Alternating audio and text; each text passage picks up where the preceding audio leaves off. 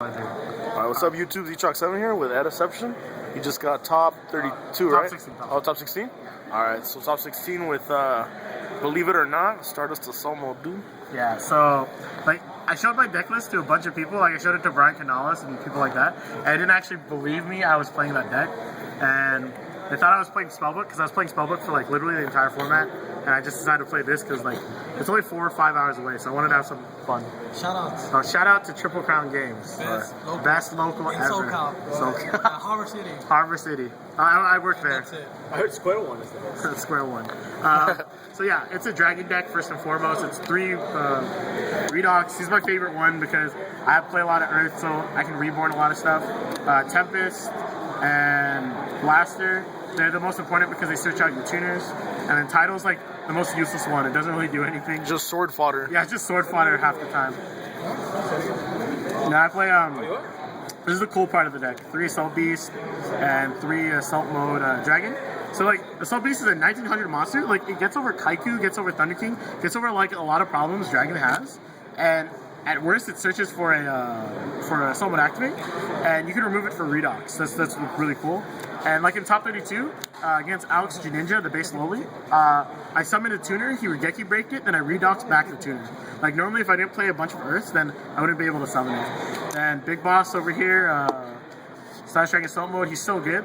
Like against Dragon, you just negate the searches, and you color lock them. Against Spellbook, you just negate their monster effects. If they don't have a monster on the field, they can't fate, so you end up beating them. The biggest difference between me and like other Dragon decks is I play 3 Corseska and 1 Guard. I play 3 Corseska because you can search it off Ravine, and Guard because it's just another tuner you can search. I don't play Debris because it gets Veilured and get Maxied. I didn't want to like give my opponent like unnecessary +1s. Like if they Maxi this deck, most of the time they won't Maxi a Redox because you know it's not that good. And then I summon a tuner, I synchro for a Stardust, and they miss their opportunity to Maxi. Or if they Maxi me, the worst they do is draw 2. They draw 1 for the Redox, 1 for the Stardust. 3 7-star sword, it's Pot of Greed. Like this card is like ridiculous. It lets you draw like so much, and it's like it's so good. 2 MSD. These were originally 3. I was playing 3 Terraforming originally. But I played 2 MST because my biggest problem was like main deck emptiness. Like they would bait out my Stardust and then emptiness, then I would just flip MST and end up beating them. Terraforming and 3 Ravine. Like opening up Ravine is so important because it does so much. It lets you fill up your graveyard. It lets you switch for a tuner. And the thing about Terraforming is, it's basically just like another MST against Prophecy because it kills the tower. And the way they beat you is just literally this tower, just outgrinding you.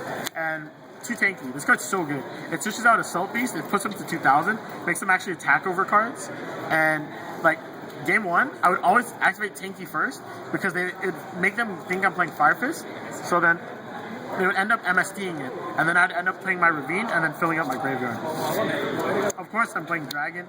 So I'm playing Return. It's the best card in the deck. It's so sick when you return a Stardust Dragon and then you flip like Assault Mode Activate, tripping the Stardust so it doesn't get removed. Right. 3 Assault Mode Activate gets to your boss monster of the deck, and then 3 Regeki Break. I think it's better than Wing Blast because yeah, Wing Blast like puts you behind a turn, but Regeki Break actually destroys Emptiness, and Emptiness is like the only card I'm ever worried about. This is my side deck, I guess. Ancient Lamp. I sided this once. The guy made 2 Ophions, I set this, and I made an Ophion crash into an Ophion, but I was X2 and I was just messing around, so that's why I sided it. But in real life, I actually sided it because my friend just told me to, because we both agreed to side some dumb card. And this card's a win for Tempest, so it's not that bad. Fencing Fireferret, this card's so good. Like, against Blackwing, I go summon a Fencing Fireferret, suicide into a Bora, pop a Thunder King. So this card just like is really good. It's a fire and I don't know, good. XYZ Encore. You need to side against Ophion Kitseller. Like you just get smashed on by Ophion game 1.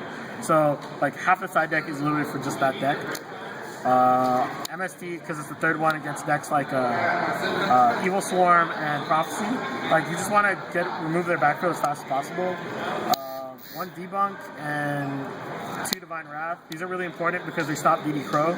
And Debunk is also good in the mirror. And Divine Wrath is really good against Prophecy. 2 Catastrophe. I didn't want to play Decree because a lot of good players hold on to MST for Royal Decree and Royal Decree and Skill Drain. They hold MST for that, so they don't want to blind MST backfield.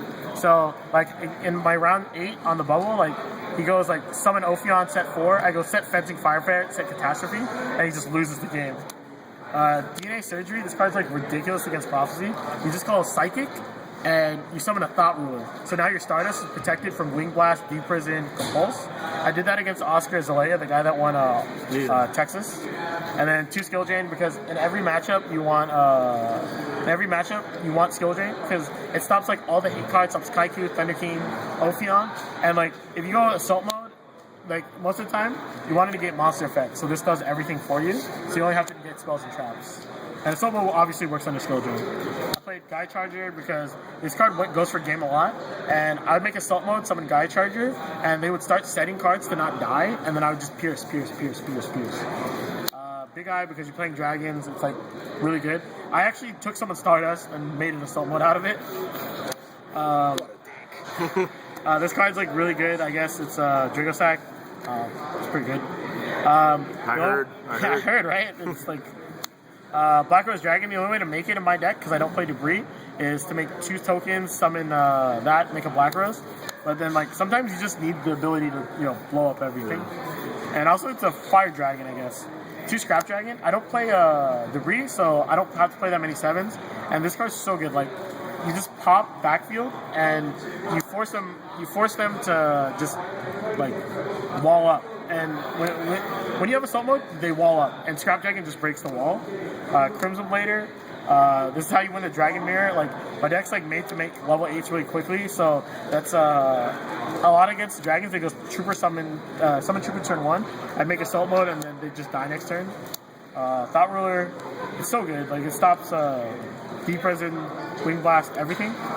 Red Dragon Archfiend, it's 3,000 attack, and I was scared of Herald of Perfection for this event. I don't know why, because I always think that deck's like really good. So I wanted like a main deck out, so you just summon it, summon a tuner, attack over, they just pack it in. Colossal Fighter, you need it for the mirror match because you can like suicide into Blaster, attack for game, or take their Blader over their monster. And then of course I have to play 3 Stardust Dragon because it is an Assault mode deck.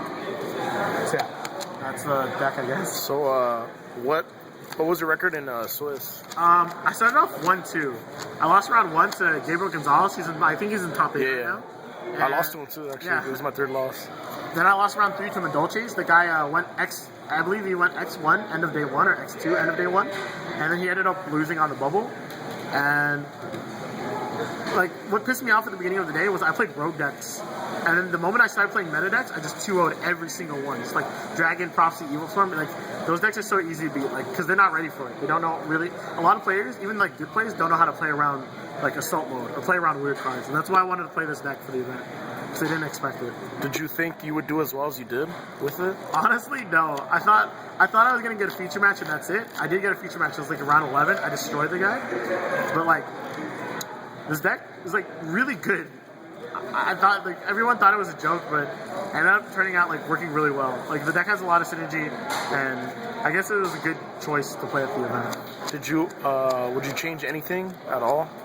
If you could.